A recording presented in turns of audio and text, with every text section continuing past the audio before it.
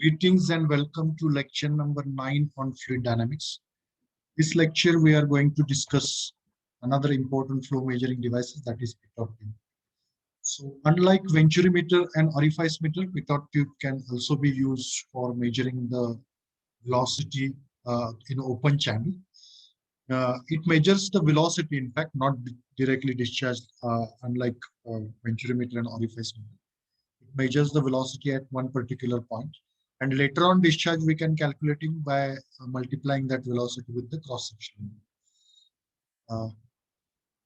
So pitot tube is one of the most accurate device for velocity measurement. It works on the principle that if the velocity of flow at point becomes zero, the pressure there is increased due to conversion of kinetic energy into pressure energy.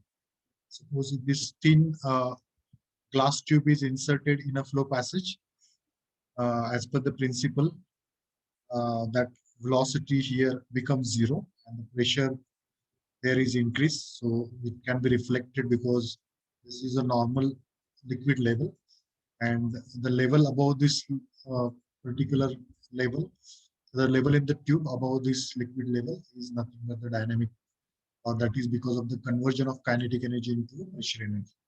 So that is the principle. It works on the principle that if the velocity of flow at point becomes zero, at this particular point we can say the pressure there is increased due to the conversion of kinetic energy into pressure energy.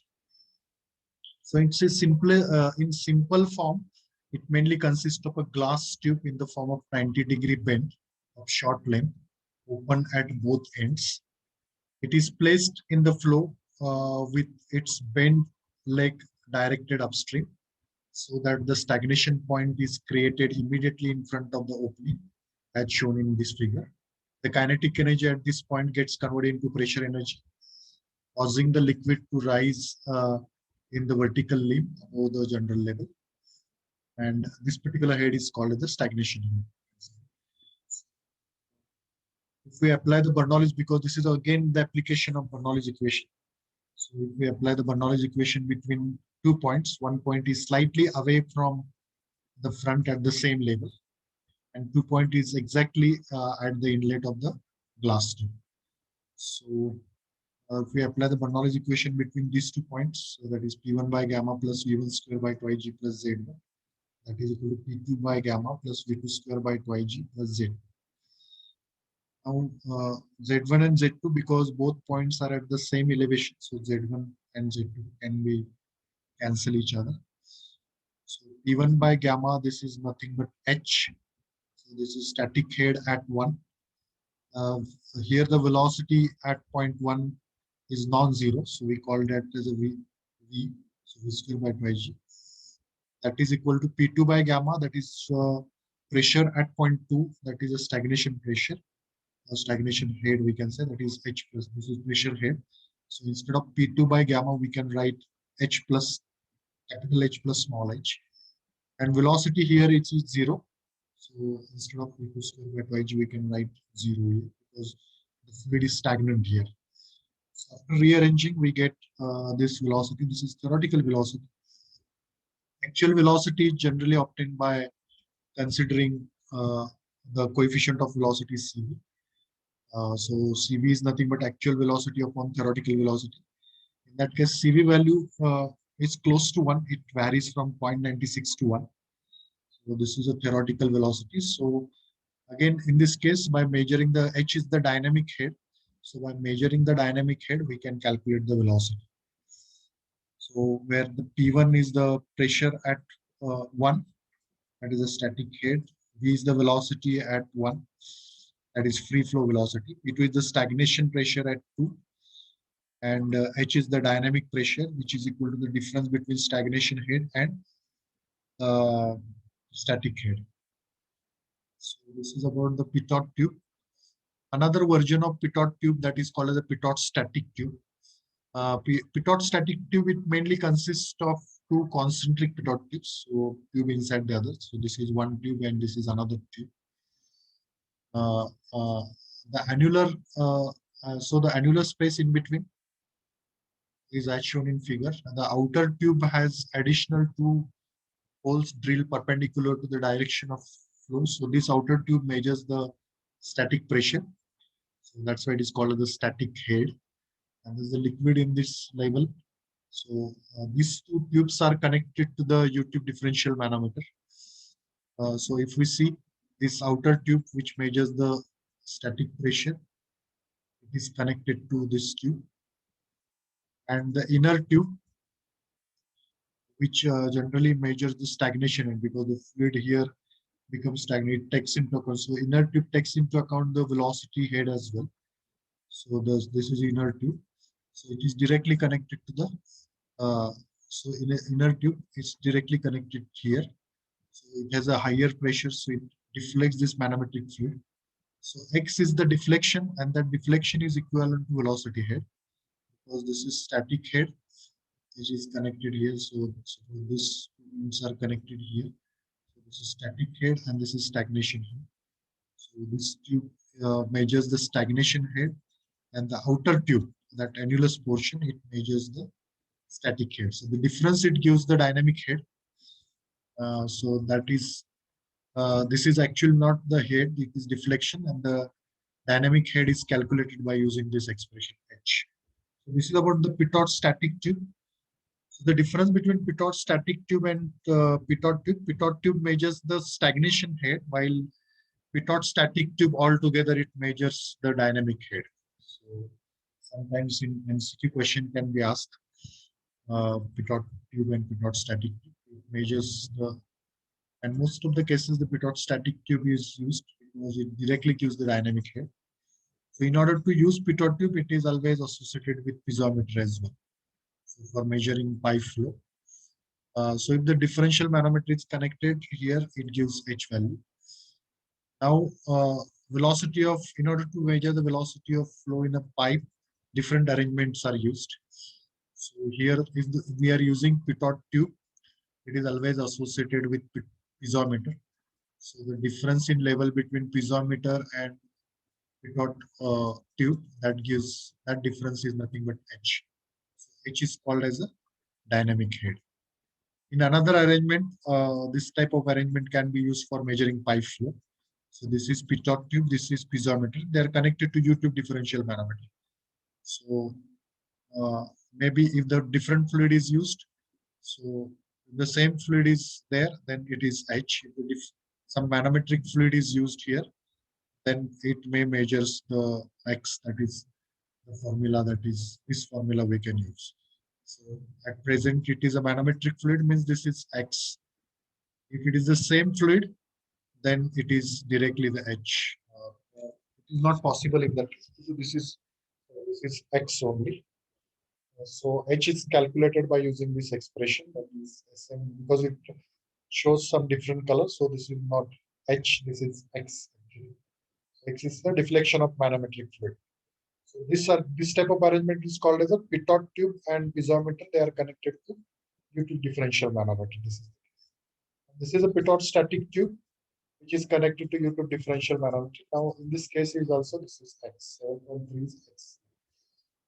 So these are the different arrangements used for measuring the velocity in a pipe. So this particular arrangement, it gives the central velocity. So which we can say it's a maximum velocity. We know the relation between, this is laminar flow. If we know the relation between central velocity and average velocity, then with the help of average velocity, we can calculate the discharge to the pipe. So these are various arrangement of pitot tube used for measuring pipe flow. So pitot tube, there are some practical applications where the pitot tube is used for measuring external flow as well. So this is one arrangement of pitot tube which is fitted to the surface of the aeroplane, so like this. So these are the pitot tubes which measures the velocity at different locations. So many pitot tubes are inserted like this, so which measures the velocity at the surface, various surfaces, and then the average speed can be calculated. So pitot tube can also be used for measuring the velocity of high-speed car like racing cars. So these are the pitot tubes we can see. It's fitted at the front of the driver.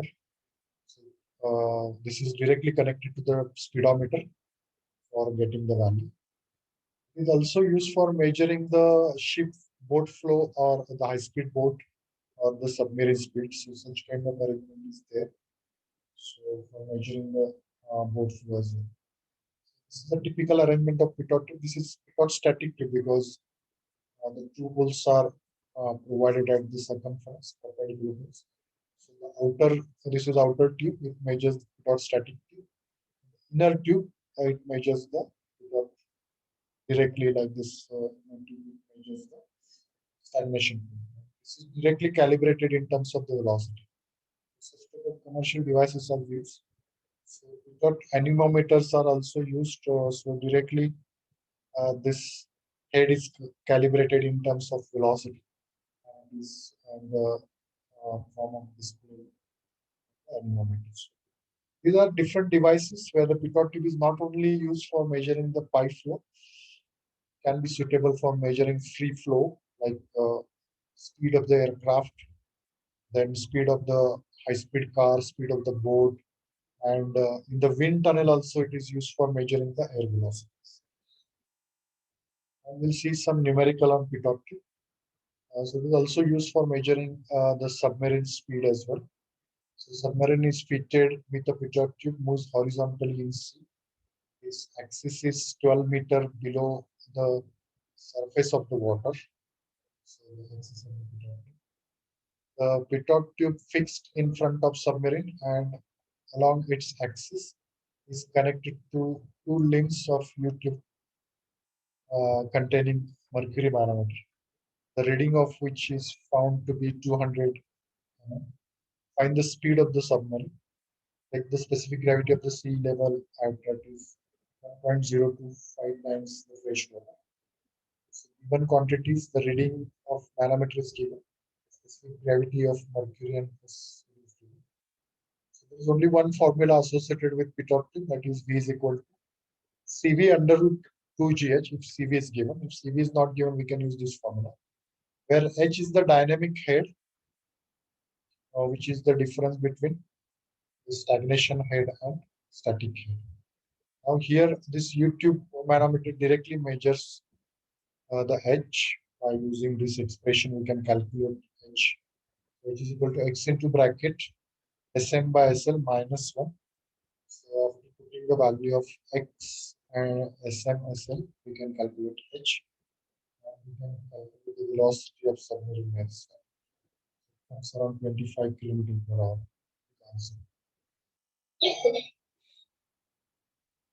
Another example where the petroleum oil of specific gravity and viscosity flows isothermally through a horizontal 5 centimeter pipe.